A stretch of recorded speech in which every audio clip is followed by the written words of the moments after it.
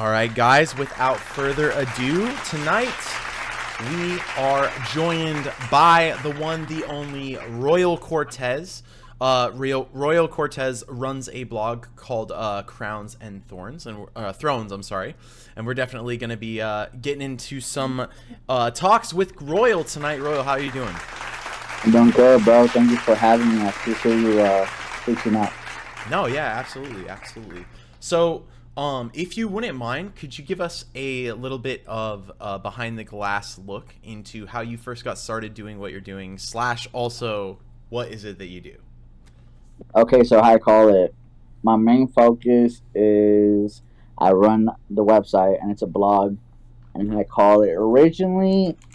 I would just write about songs that were like that just dropped, and I just post it on like Twitter and Facebook. Not nothing too crazy, but eventually I reached out to a friend, and he became a mentor of mine, and he already had a blog going on, and I reached out to him, asked him how the process of building it, and before I started creating my website, I wrote for his website for about a year, Okay. and then that transitioned into me creating Crowns and Thrones, and I've had it since 2020, and yeah, that's been one of my main focuses. Bet. Okay. And so for those that might not know, could you break down a little bit, like give us a description of what Crowns and Thrones is and represents to you?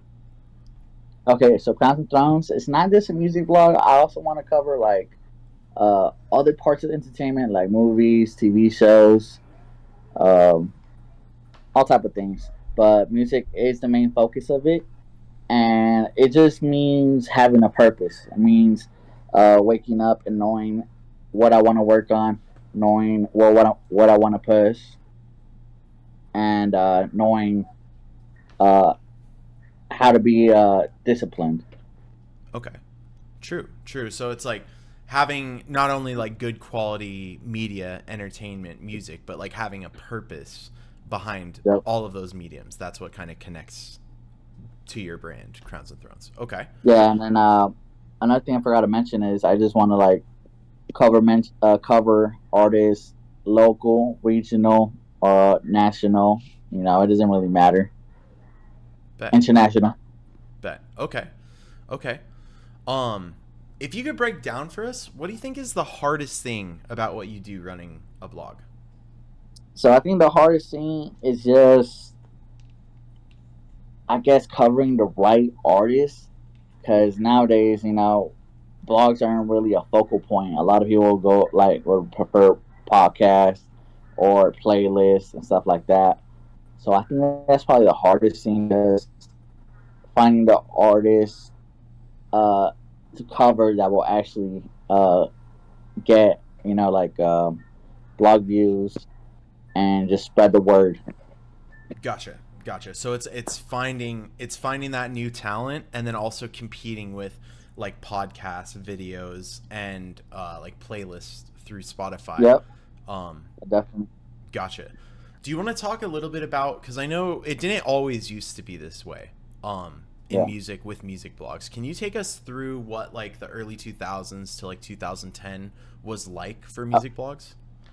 okay, so I think that's the golden era of music blogs. So at that point, I was fairly young, but that's how I would discover my music, and that's how yeah, I would discover my music, and I still think that's a vital. Uh, I think they still play a vital role, because a playlist you just skim through it most of the time until you find a song that you like. In my opinion, Mm-hmm. and even then, I feel like when I read what someone thinks about a song, it makes me more likely to pay attention to that song and take time out of my day to hear it.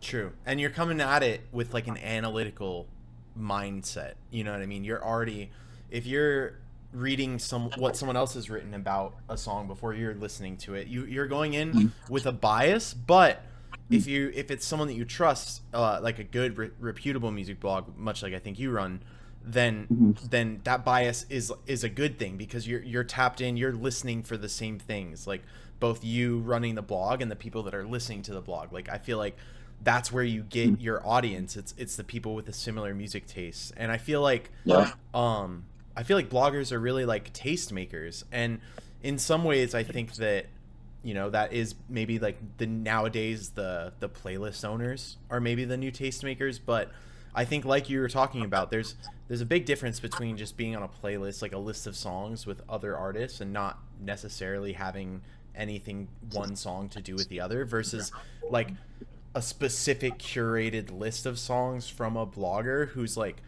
not trying to post weak songs. Like sometimes, let's be honest, there's some weak songs in the playlist.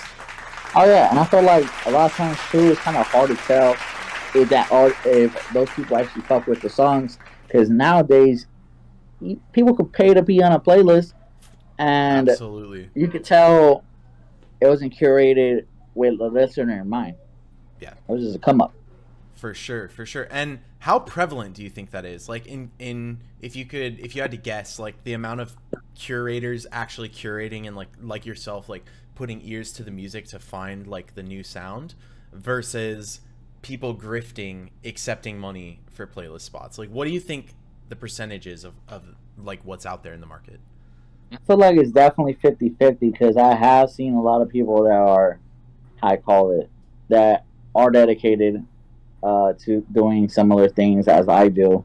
But I have also seen plenty of times where I openly people like artists artists to get added to their playlist, and I call it. I prefer to go with the people that I could see are actually putting their time into discovering new talent, and just putting their time into writing about artists they rock with and songs they enjoy.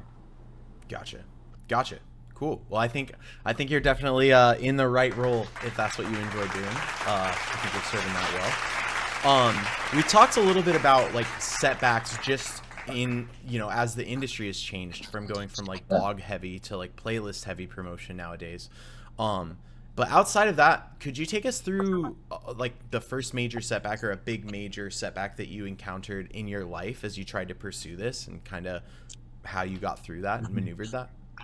I think a major setback has just I feel like some at times I'm very bipolar, so it might be where one day I'm hot and I feel like, all right, I could like write 30 articles in one day, and then the next 2 days, at times I feel like, damn, I have no inspiration to write anything.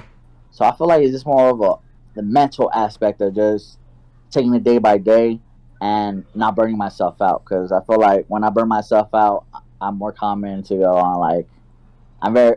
I'll go on a hiatus and just take my time to work my way back in. Yeah.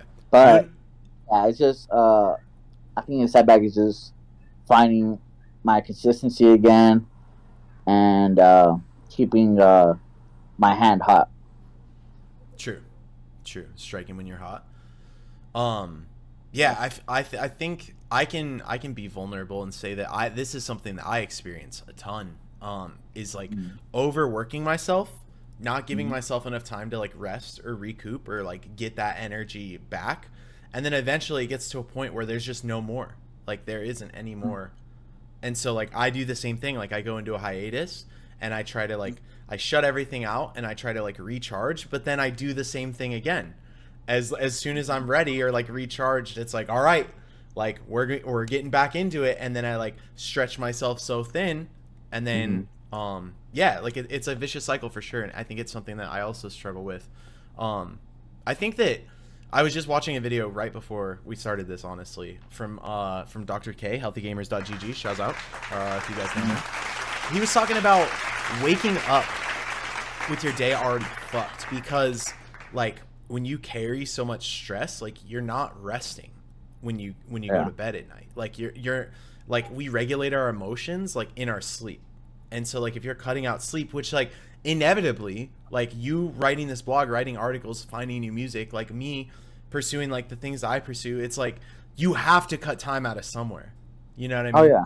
like there's a set amount of time in a day, and there's a set amount of things you have to get done, and like it's really really easy to start just cutting time out of what you sleep. But then I think No. that's what affects us like this for sure. So yeah, so I'm guilty of this as well. I don't know a good solution because I find myself very much in the same position. But yeah, it's definitely taxing, on more so than just like your time or your finances. It's like your health, because Oh yeah. you know what I mean. You're not getting that rest. We're not getting that rest. Like just constantly working, grinding. But yeah, shouts out to my grinders, the people who are grinding out here. Shouts out. Okay, so I'm gonna have to change this next question a little bit, because typically we're talking to people hands on with the music creation. But Alright. do you have a favorite article that you've written, or do you have a favorite project that you've covered so far? And favorite in terms of not the article that you wrote, but the art itself, because the next question is about the article. But I think I can't really. I've written so many articles, so I can't really say I have a favorite. And I call it this year. I want to focus on pushing more more project reviews. So I can't. I think honestly, my favorite ones are always the ones where I cover artists that I personally know, because there's already a connection and there's already a bond, and it's already ears behind it. So I feel like it means that much more to me, you know. true. And seeing how they react, like a lot of times, I don't think it's not the article itself, but it's the feeling that those artists tell me they feel when I covered some of their music. You know, like most of the time, I'm the first person that's covered their music, so that how they describe that feeling always reminds me why I enjoy doing it. True. That's tight. That's a really good answer, I feel like. So you do it because that happiness that you get from like other people's happiness, honestly, because I'm sure people are ecstatic when they read your articles. I know I was, because I'll be fucking fully transparent again. Royal was kind enough to do an article for a song that I just released a couple weeks ago, and I remember exactly what he just described right here, because when I saw that, like, number one, it's cool that someone listened to the song. I'm gonna be honest, we got one stream. No, I'm kidding, but it's super tight, like how analytical you are with the music. Like you broke down like certain things that I wasn't even sure if people were gonna pick up on, like, because there's a lot of thought that goes into the beat selection, the sounds, the orchestration, the arrangement, the lyrics, the timing, the pacing, the tempo. Like there's so much thought that goes into like each piece of that. And for me, it's really cool to have someone pick that apart, and like it's like looking in a mirror, but the mirror is talking back to me and describing what it sees. So I like, damn, that's really cool to know that like that feeling that I got from reading your work is why you do your work. That's super cool.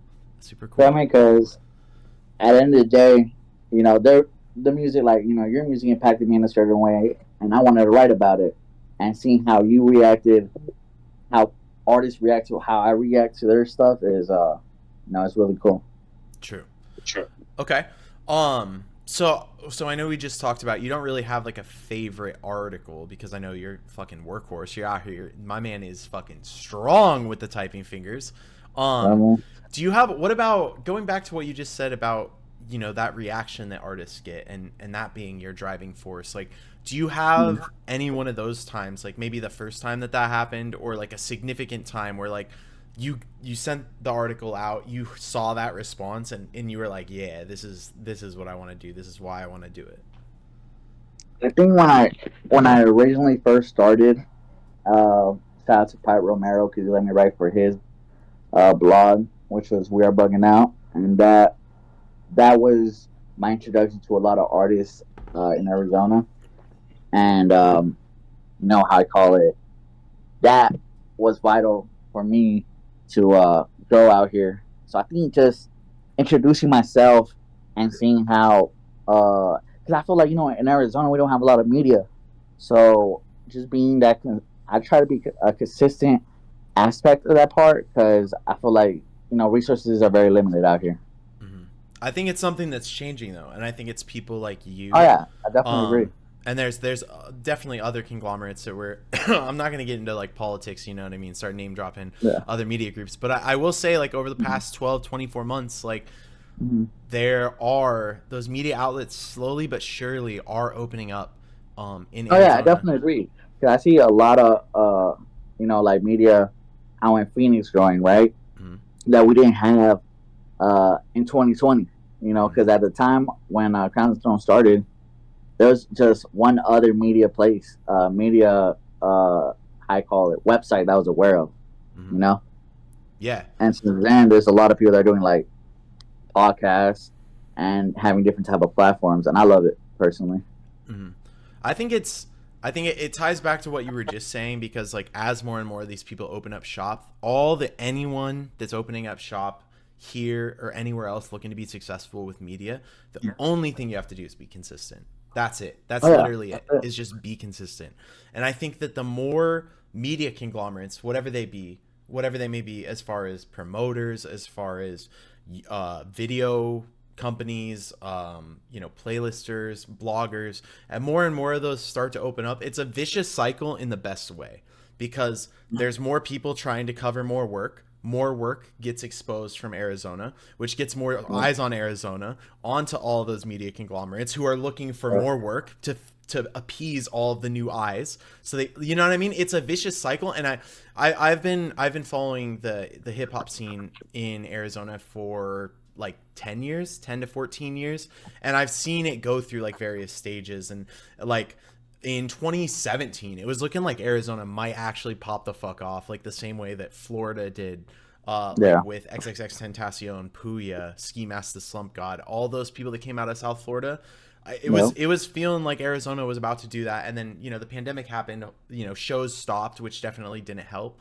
But I feel Yeah. like there is that energy, and all it's gonna take is more people taking up the banner. They're like, yeah, I'm gonna do this. I'm gonna like bring awareness to what's dope that's happening in Arizona. There, Mm-hmm. more eyes are gonna come to that. They're gonna be looking for more acts. Like it's a vicious cycle in the best way. So yeah, I think it's really important, the work that you're doing, and the work that others in Arizona are doing. And I think that it's going to benefit the artists, obviously, that you're writing articles about, but it's also going to benefit you, as I think Mm-hmm. more eyes start tuning into Arizona, and having like someone in the cut like you who knows Arizona before this shit pops off is going to be like invaluable to actually knowing what the sound of Arizona is once we reach that Yeah. ceiling. Yeah, that's dope. Yeah, I like how you worded everything. That was nicely put. Yeah. No, absolutely. I appreciate that. Bet. All right. Well, those are the standard questions. Those are, the typical, the first five, as we get to know a little bit more about you. But the next questions, these are the hot ones, the spicy ones. These are the questions that I went into ChatGPT and I said, "Hey, I need some questions to talk to my guy about." And the AI overlords, once again, ladies and gentlemen, have come through. And so tonight, we've got a list of questions generated by AI. I'm going to be asking you those, starting right now. What emerging trends or genres do you believe are reshaping the music industry landscape? How I call it? I wouldn't say genres really. Well, maybe, but I call it. I think the trend is that I personally love is female rappers are really. Seems like female rappers are really running hip hop right now. True. Like, and you see it in all different kind of like hubs, like Memphis, obviously Atlanta, Florida, Hmm. and New York. Like, I think that's what's really running right now. Is just a lot of female artists are really thriving, and I think that's fire. True. True.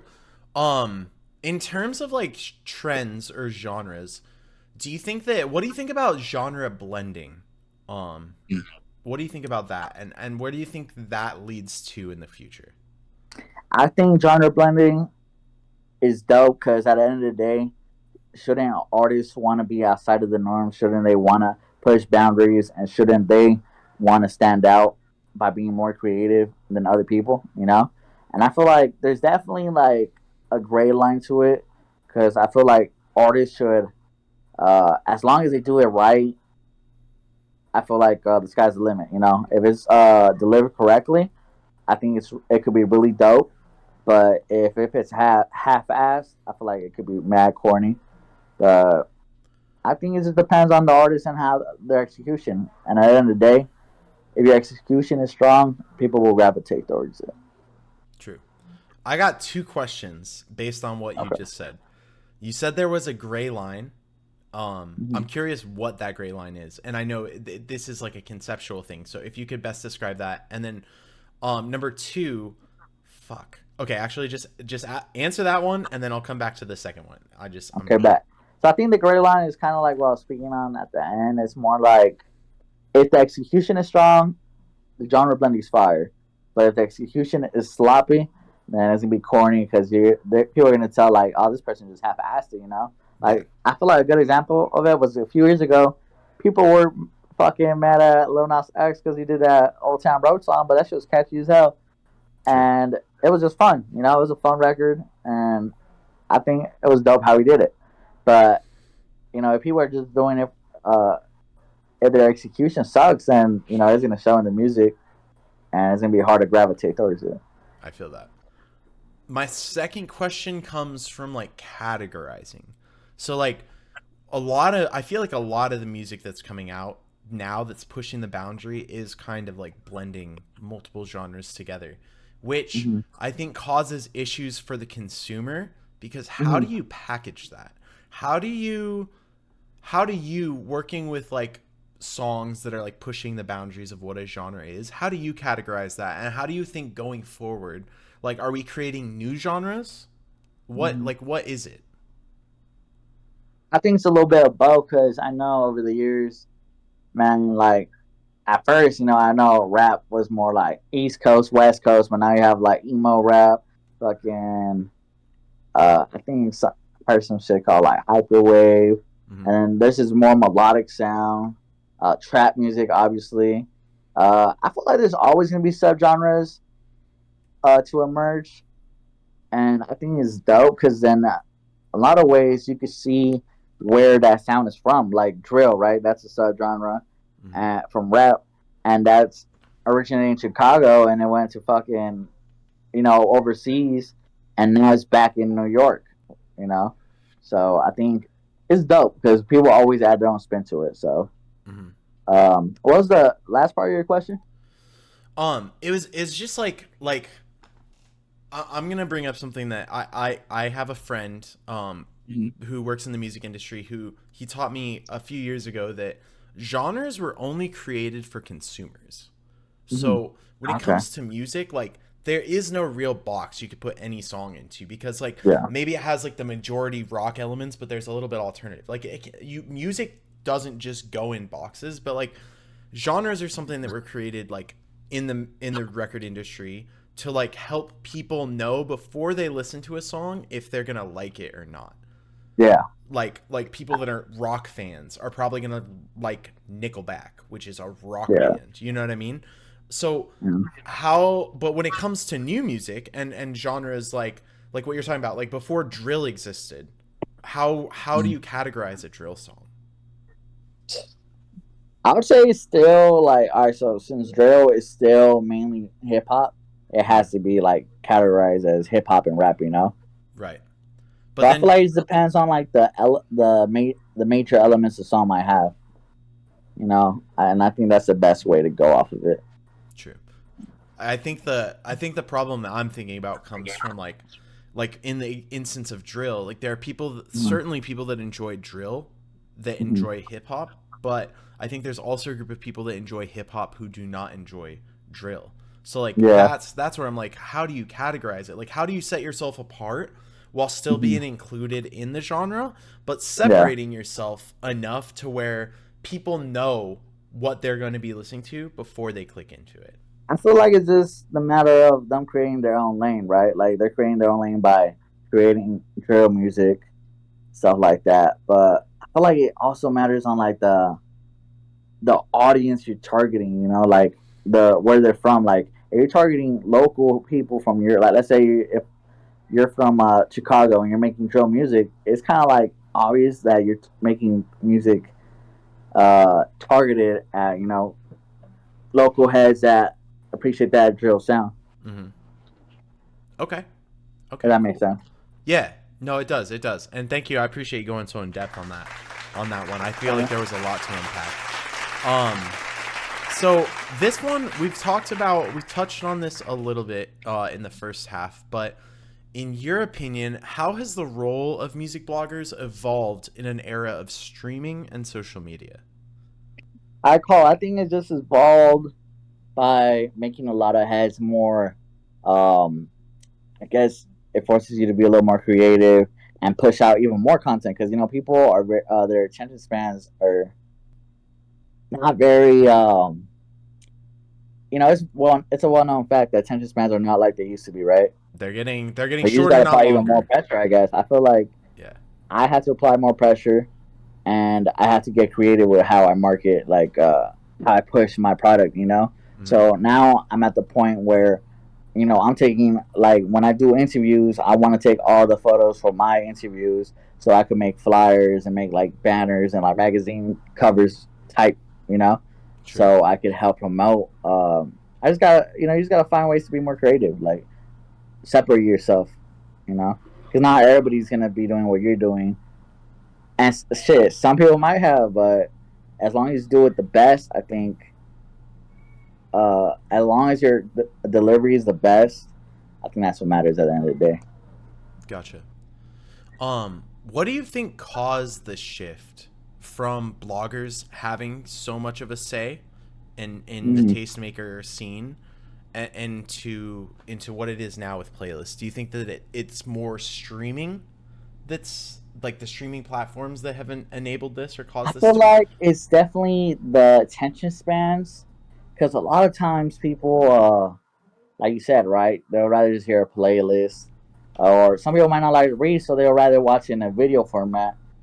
And yeah, I think everything has just transitioned to a world where people will just be listening to playlists and fucking be watching podcasts for the most part. But yeah, it's just I think everything changes, and you just have to find a way to uh stay consistent. You know. True. Well, I will add before we get into the next question. I feel like there's a renaissance. There's a certain renaissance happening in Hmm. music right now where I feel like number one, these are facts. Vinyl outsold CDs last year for the first time in 20 to 40 years. I don't know the Yeah, I think exact I've time seen frame. that. Yeah. You So hear, you see all the time people are making they're making vinyl vinyl to help promote, like, to help sell their, like, projects and shit. yeah, And I think it's just the fact that I see it all the time. I went to Walmart one day and I saw all type of, like, new vinyl machines where they have Bluetooth and shit too. And yeah, I think it's dope though. I think that's a dope aesthetic that I feel like it's cool to see. Hopefully, it continues to I guess, like, capture younger generations. I feel that. Well, like in addition to the vinyl, I think that we're seeing a resurgence. Like I feel like what we were talking about with playlists, with pay to play playlists, I think Mm-hmm. artists are getting tired of it Mm-hmm. because like it's less about like what we've been talking about with you where like you do this for the reaction that it gives the artist, you know what I mean? Mm-hmm. Like I feel like there's more of a focus going towards that, and I feel like that is evident with the vinyl sales. Like vinyl is like more expensive, it's a Mm-hmm. little less convenient, but Mm-hmm. it's now outpacing CDs because like CDs are digital audio, and I don't want to get into the whole digital analog thing, but it's ones and Mm-hmm. zeros. Like in a lot of ways, they've removed the feeling. So like maybe one of the reasons people are going back to vinyl is for that feeling. And even though it's not as convenient, like there's a certain warmth that you get with a vinyl record that you just don't get with the CD.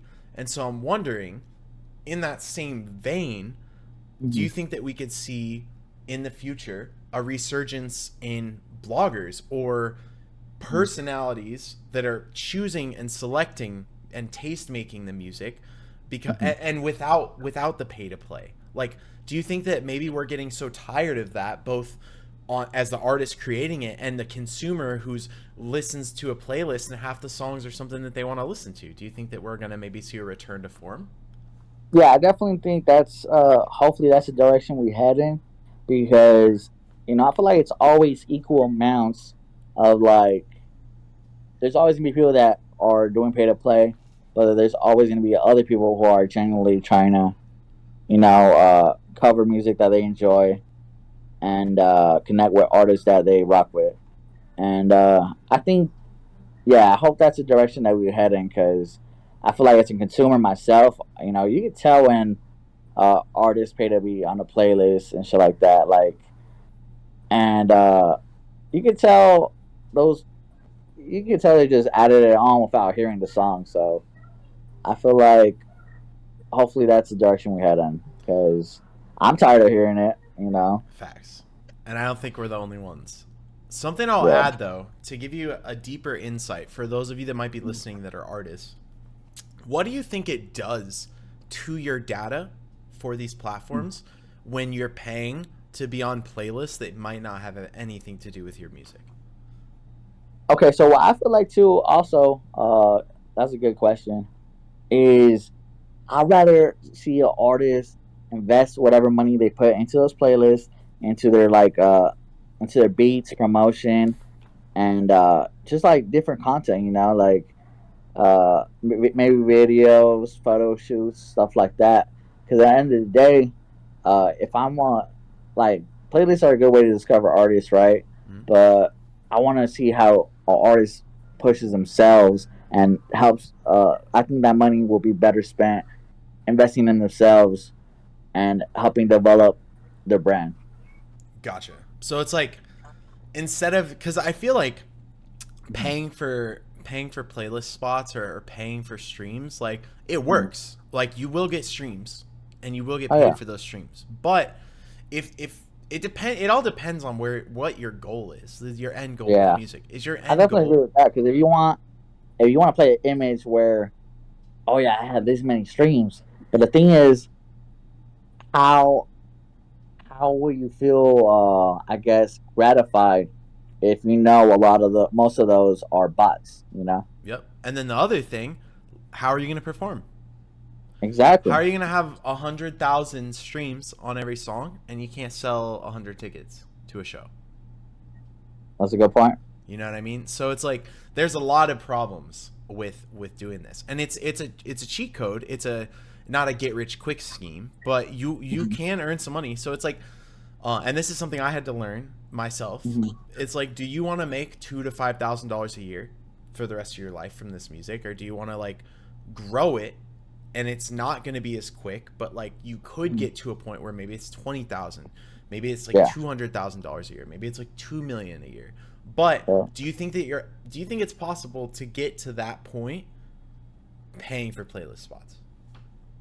Honestly, I don't feel like obviously, like, getting the money, definitely, Mm-hmm. but I feel like genuinely, I don't think it's possible, because at the end of the day, if those numbers don't transition to fans buying your merch, buying your tickets, like you were saying earlier, you know, like, it's a good look, right? But if you don't have the sort support, the actual support behind those numbers, it's kind of pointless. I feel like, It's smoke and mirrors. It's honestly yeah, a lot of this music industry shit, and we're 30 minutes in now, you know what I mean? So only the real ones that are really watching this shit are hearing this, hopefully.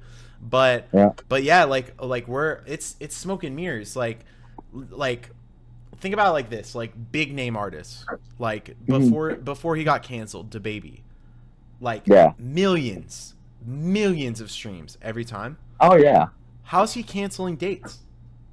How bro. I was, how can't he sell tickets to a show? Why is that, do you think? I call it. I was watching something literally about that. A lot of artists, major artists too, like even artists that haven't been canceled, like Lil Baby, are Mm. canceling fucking shows and dates because they're not selling enough tickets.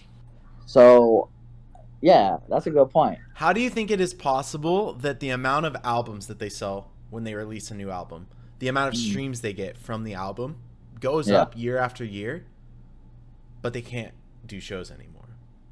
How can Hey, you both know be what I think true? it is too, man? These artists be a lot of major artists like that be fucking taxing on their tickets. So like, if it's Beyonce, I fucking get it. But come on, bro, like, you for real? Like, a lot of Inflation's other a heads shouldn't bitch. be. Inflation's a Yeah, bitch, dog. Let me tell you, Ticketmaster needs their money, dog. Nah, guys. nah. But yeah, it does suck, and people be waxing. Like, I think as an artist, the majority of the money that the artists themselves is gonna see is gonna come from touring, Oh and yeah. doing shows for sure. It's not from the music. It's a little bit from merch sales, but where do merch sales happen? Let's be honest with ourselves at the Yep. So, concerts. You and know that's what I the mean? thing too. Like fucking streams, you know they're gonna pay a lot. Like it's fucking ridiculous. Right. Well, we can talk about that a little bit. It's like on average 4/10 of a cent, so $0.004 per stream. Dog, it's fucking ridiculous. So you need about 1,000 streams to make $4. That's crazy. See, sign up. Tune in with bobstract for your all the numbers. That shit is crazy, bro. How can this be? How can this? How? What I'm asking myself now is how could I have made such a terrible decision 14 years ago? I'm just Hey, and kidding. what's crazy though, no one predicted how fucking like obviously everything was gonna go digital at one point, but Mhm. damn, fucking streaming is what really fucked everything up because you see it all the time. Like fucking artists are not getting paid the same. You know, before like if you sold fucking 20,000 records in fucking 1998. You know, you'd get. I hope you'd get something decent. You know, Mhm. but now if you sell that much, like, and it's all extremes. You know, most of the time. Yep. So I don't know how that money adds up for artists. Like, No. obviously, shows are their main income. Absolutely. Absolutely. That's pretty much it, especially when you get a label involved and now they're Oh taking yeah. the majority of the fucking yeah, man. It's shady. It's shady. And it's all smoke and mirrors. That's if there's one thing that you take from this episode, don't believe the numbers, don't believe the hype. Go to a show, Oh, count the people in the audience, and that's the amount of fans that they have in your city. that's cool. That's fair. All right. Anyway, let's get back onto the questions from our AI overlords. We don't want to make them angry. So next one is, could you share insights on the challenges musicians face today in standing out amidst the online noise?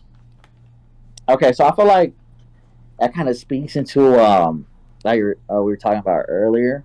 I think it's just how it feels like everybody's really making music nowadays, right? Mhm. So it's just up to the artist to stand out and make the music. I feel like as long as you make the music that you like, people are gonna gravitate towards that. You know, the people that like the type of music that you're creating are gonna gravitate towards that. So I feel like an artist is gonna stand out by being consistent. Mhm. uh you know, just trying to I feel like also displaying range. If you show you have a lot of stuff in your bag, it's gonna make someone more interested, you know, because unless you're someone like a lot of artists that have really polished their sound and you're like, all right, no one could do that sound like him. Like, you know, Currency is one of my goats personally. So no one could do what Currency does. Feel me? Like he drops some, he's so consistent with his music, and you know he has a polished sound where he could drop a group of projects and they're all good because you know his sound is embedded in that. But not everyone could do that, you know. Mhm. So I feel like it's just on the artist, being consistent, uh, you know, showing their face, you know, trying to be active and I call it interacting with their fans. You know, I feel like you just gotta fucking how would I describe this? Yeah, I think that's the way I would put it. You know, just being able to connect with people. You know, networking is everything. So I feel like there's so many things that go into it, Mhm. but yeah, I think artists, as long as you're consistent, make the music that you like, and connect with the right people, anything's possible. Gotcha. I definitely agree. Um, and to take it back to something you said right there about like having the biggest bag and like Mm-hmm. showing your range and showing how much you're capable of. Like, Mm-hmm. um, a really good example of this is Post Malone. Like a lot of people don't know that Post Malone was actually like a folk singer. So Yeah, like I did not know that. Yep. So Post Malone was trying for years to be successful with folk music. Like that's what he likes. Like get him a fucking, I don't know, fucking banjo, fucking acoustic guitar. I don't know what the fuck they do over there, but that's what he was doing. And he was so bound and determined. He's like, I'm gonna be a folk artist. I'm gonna be a folk artist. And I'm not exactly sure who it was or how it happened, but basically somewhere, some record label executive, some A&R development person said, you're not gonna be successful in folk music, but if you take some of those pieces and you arrange it like this for hip hop, you're gonna fucking boom, you're gonna take off. And that's exactly what happened. So it's like Post Malone wanted to do folk, but Post Malone ultimately wanted to be a superstar. And like the path for him to get to being a superstar was not down the folk road, even though that's what he started out like venturing down. So That's crazy. That's a crazy fact that you're putting it up. that's what I'm saying. But do you think now think about let's go into an alternate universe where Post Malone said, fuck that, fuck hip hop, I'm gonna do folk. Do you think we know Post Malone today? Oh, definitely not, because like hip hop has made so many, and it's been the most popular genre for like damn near 30 years now. So yeah, if he kept being a folk artist, we wouldn't know who he would be. Right. So like, and he might be the best folk artist there is, which is like another thing we can touch briefly on is like, especially nowadays, good music does not equate to success. Oh yeah, it doesn't. And that's the thing though. A lot of people forget that it doesn't matter how talented you are. It matters about how hard you work and the team you have around you. Absolutely. Your network is your net worth for sure. Yeah. So obviously Austin, Post Malone, had some good people around him with good head on their shoulders, a good understanding of business, a good understanding of the music industry. And he said, change it to be this. And it was a winning formula. But and the fact that he was able to, because I feel like you definitely got to like stay true to yourself, right? And like, if you want to create the music you like, that's fine. There's nothing wrong with that. But I definitely feel like you need to know how to take criticism. So I feel like a lot of people, it's okay to be sensitive about your shit, but you got to know how to take criticism. For sure. Because your music's not going to be for everyone. You know what I mean? Oh, yeah. In the same way that Post Malone's folk fans might not fuck with his hip hop, that's fine. Because there are way more people that fuck with his hip hop than ever fucked with his folk music. Like, oh yeah, you know millions, billions of people. Yeah, it's not even close, and that's why we know who Post Malone is. Exactly. Dope, cool. I feel like that one. I feel like we touched all the bases there. This next one, what strategies do successful artists use to navigate the fine line between authenticity and catering to commercial demands? I feel like it's kind of obvious too. Like I feel like the consumer could tell when it's not authentic, So I feel like that's kind of like I feel like there's it's not really the artist, but maybe it's a song they make. Maybe it's a song that, let's say, for example, an older artist hasn't really been popping in a while. He links up with some younger heads and does that style, right? And if it's not done right, it'll come off as corny, come off, like, oh, this Forced. is just fucking, leeching the shit, right? Yeah. But if done right, I feel like it's older artist linking up with a young artist and them creating something dope. Like, for an example, Nas and 21 Savage made that song together, and I think that's a good example of that. So how do you think Nas, in that example, how did he walk the fine line successfully between the authenticity and catering to that commercial 21 Savage sound?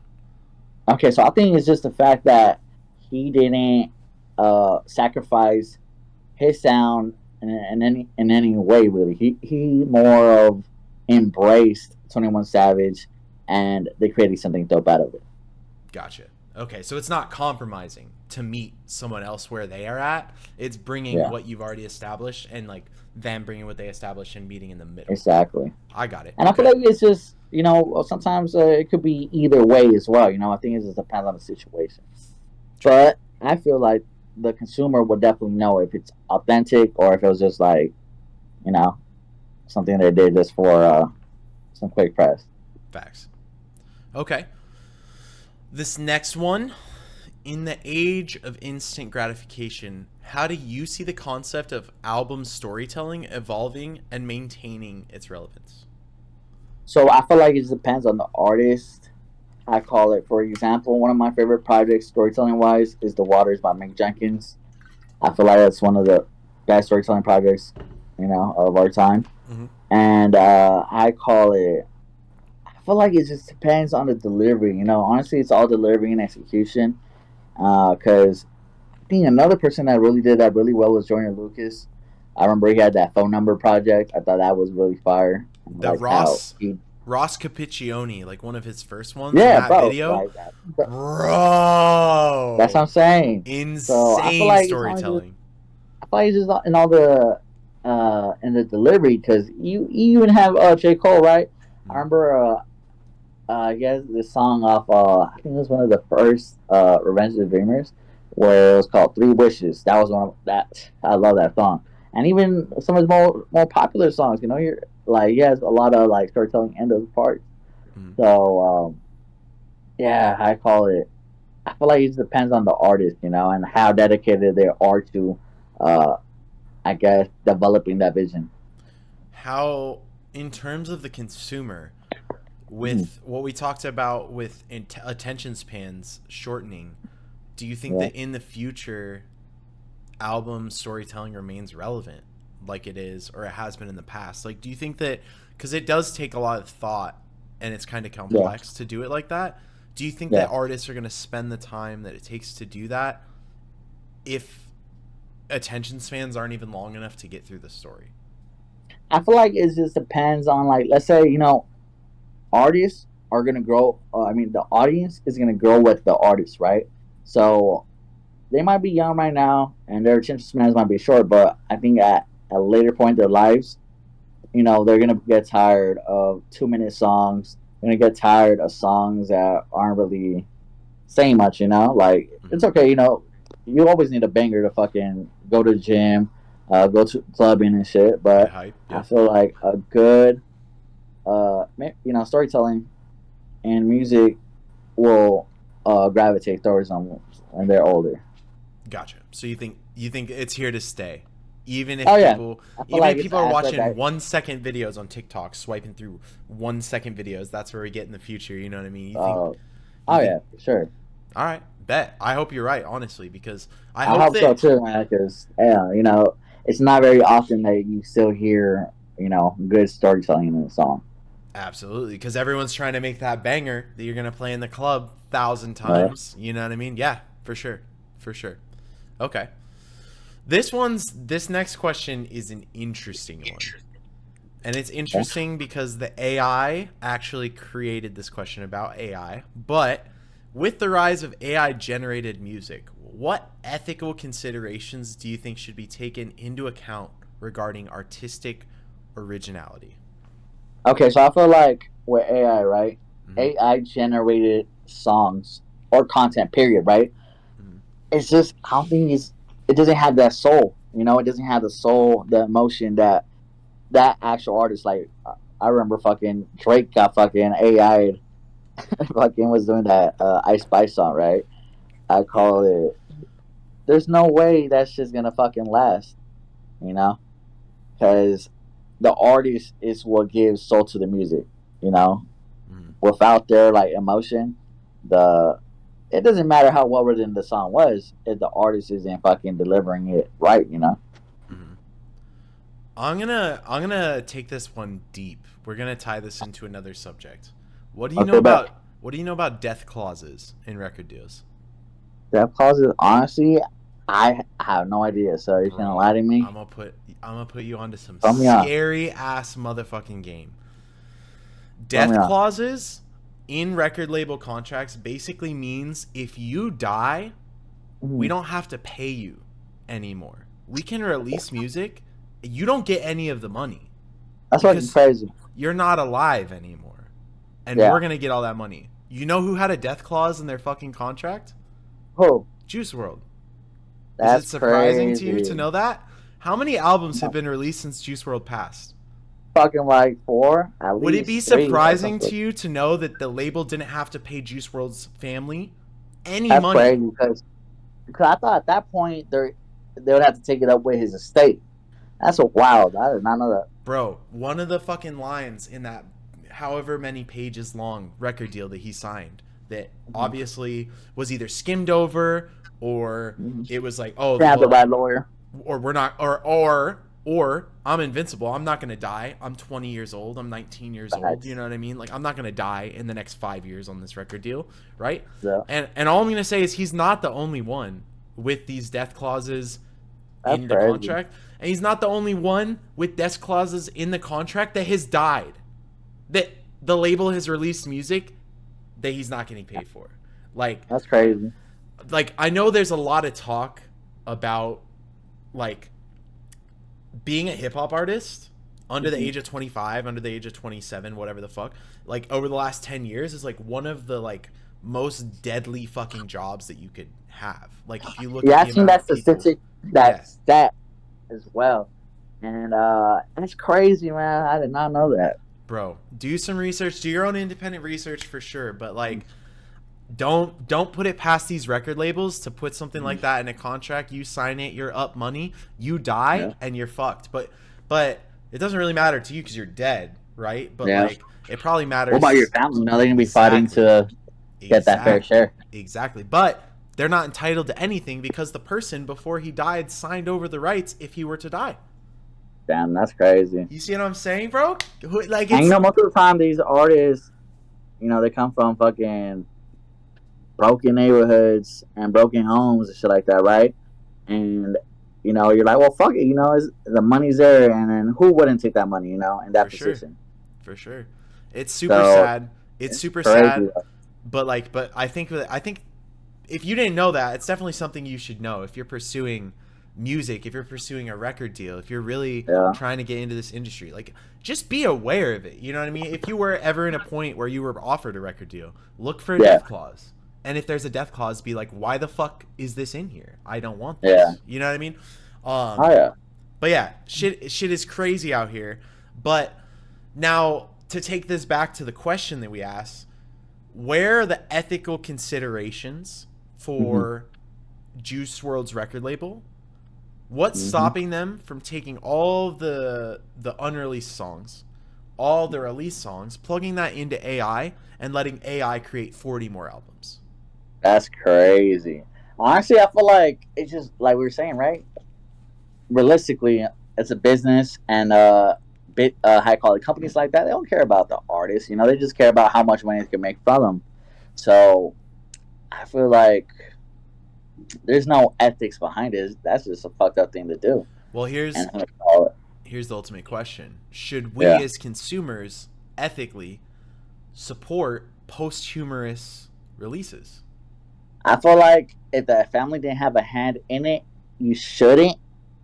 You know, we should not support it because I call it. How do you know if the artist would be fucking be happy with that music? They obviously put it out for a reason, you know. And then here's the other thing: the really sad part. If you look at Juice WRLD's numbers and where he was at when he was alive, and you look at Juice WRLD's numbers when he died, now, it definitely increased the amount of people. Oh yeah, and that's the thing though. That happens all the time, right? Like, an artist dies, and they become how I call it. They legendary. Become, I guess, a legend, and I feel like it shouldn't be like that, you know.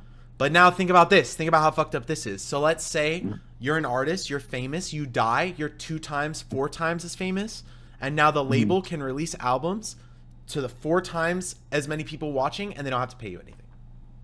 That's crazy. If the family isn't getting, you know, taken care of, you know, they shouldn't be doing shit like that. Because even now, like what's happening in Hollywood, I call it you know, fucking writers are a vital part of that industry, right? So it's why the fuck, like, we need to let people be creative because people's creativity is what is ultimately making these industries successful. For sure, and it's a scary fucking industry, and you'll hear this all the time. You'll hear like, oh, it's cutthroat, oh, it's deadly, like, bro, it's in the fucking contracts. Just that, if you learn nothing from this conversation, just come to the understanding that this is a business tactic.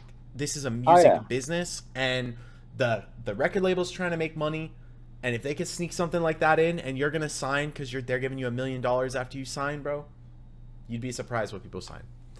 Hey, you know what I was reading? Go ahead. I was watching this Waka Waka Flocka video, and he signed with fucking Gucci Mane, I think, 1017. for 10,000. Yeah, 10,000 to 50,000, and fucking Gucci made millions off of fucking Waka at that point because he was blowing up. Right. Hard in the paint. Absolutely. No. Okay. Well, we just got a couple more. I just wanted to say, it's been dope fucking talking to you, Royal. Thank you so much. Like, I love picking your brain like this. I feel like this has been a dope ass episode. I feel like we've really dropped some gems, dropped some heaters, like really, shit. Like, I've been doing this for 14 years, and there are certain things, you know what I mean?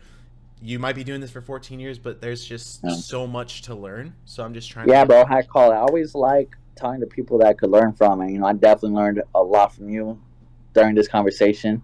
And high call it.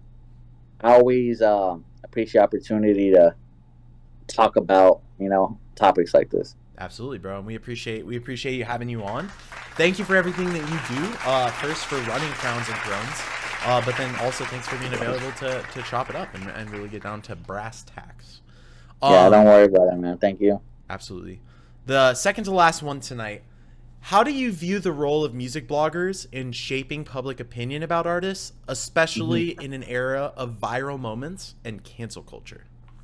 Okay, I feel like how I try to play my role is more of how can I put more of a spotlight on this artist by actually going in depth with their music. Because if you see, I feel like a lot of articles now, for the majority, the reason I wanted to start writing for my own website is because I got tired of seeing articles that were half-assed and if they were covering artists, they were covering like goofy ass shit like TMZ type content. I'm like, why that? I want to hear about that. I want to hear about the music. Facts. So I feel like just how I play my role is trying to go more in depth into the music, so a listener has a better idea of what the artist is trying to do. Gotcha. Okay. And then last one tonight. Could you share your insights on the role of music festivals in shaping music trends and fostering artist development? Okay, so I feel like music festivals, like I don't really feel like they influence any trends like that. Maybe like trending videos type, because you always see like people like the baby fucking dropping weak ass rants and fucking getting themselves canceled, right? Yep. But I feel like the role that festivals and shows play, period, is helping the artists develop stage presence, crowd control, and more of a showing how the artist is delivering their product in a live setting. So what do you think it does for an artist? Let's look at artist A, who blows up this year, and then next year, for the first time, they're offered an opportunity to play Coachella, and they're on the Coachella flyer, and then they perform at Coachella. How does that change artist A's life from today, where he's just starting to gain a buzz, to like being validated by something as big as Coachella? I feel like it's just a point of, I guess, the organizers trusting that artist enough to put them on a festival like that, because it's definitely a good look, like even when artists do like Rolling Loud, Lollapalooza, it's just the fact that they trusted you enough, with your buzz to get on a platform like that. Yeah, because it's like they got a limited number of slots, right? And they're trying to get like the most hype shit. So I feel like if you're getting on festival lineups like that, in terms of developing an artist, I feel like it definitely gives them a cosign of, this artist is good enough to be on this platform, So right. It's definitely it's like, think of artist A before they go on Coachella, the likeliness of them getting on Jimmy Kimmel, right? For sure. And then think of the artist A performs at Coachella, and then they're trying to get on Jimmy Kimmel. I feel like it's huge in terms of like opening doors, because like you were talking about, like just like to get on your blog, you know what I mean? You got to make good music. You're not going to post anything weak. And I think in the same way, like festivals, like they're not going to post a weak lineup. So it's in their best interest to have the best music. And if you're meeting that threshold and getting booked for things like that, I think in my opinion, it's huge. Oh yeah, I agree, man. True. Well, Royal, it's been fucking fantastic talking to you. Thank you so much. Is there anything that you're working on currently? Anything that people can be excited to see from you? I call it. I'll just say is I want everybody to be tapped in with Crowns and Thrones because we're definitely pushing. I definitely want to push more articles on a daily basis, more project reviews, and in the future, I have some plays that are coming up that is gonna. At the end of the day, I want to make Crowns and Thrones into a 3 branch structure. Okay. 1, blog. 2, podcasts, and 3, clothing. So I'm working on the last 2 right now, and I'm hoping to get that up sometime soon. Bet. If people are watching and they're interested in learning more about like what it takes to write for you or like contribute to the site, is that something that you're open to? Is that something that you're looking for? I call it. I honestly, for the last few years, I've done everything myself, but I definitely am open to like if someone wanted because at one point someone gave me the opportunity to get my feet wet and post articles on their website. So if I could do something like that for someone else, I would definitely be open to it. Absolutely. So if you're watching this fucking on YouTube, you made it to basically the end of the episode. I'm gonna need you stop right there, Chief. I'm gonna need you to like and subscribe. Don't do anything else. Stop what you're doing. Pause the video. Like and subscribe. Scroll back up. Unpause the video. Tap in with Royal if you're trying to write music for the blog. It's in the chat. You guys know what it is. It's crownsxthrones.net. You can't miss it. Yes, it's in the chat right there. Tap in with him. This man is doing the Lord's work, covering good music so that you can work your 9 to 5, come home, check out his blog, and you've already got your new fucking playlist for the weekend. It's easy peasy shit we're talking about right here. Feel me? Absolutely. Well, Royal, man, it's been a fucking treat, bro. It has been, I feel like royalty after talking to you. Oh, yeah. Wow, we're going to be back next week for Behind the Glass, episode 7. You know what it is. My name's bobstract. I'm trying to take you guys behind the industry, show you what it's like working the different roles in the industry, and give you a little behind the scenes, a little behind the glass look into what it is that makes this shit function. So I appreciate all of you guys tapping in with me. And make sure you guys tune in with us next week. We'll be back for more. Yes, sir. Peace out.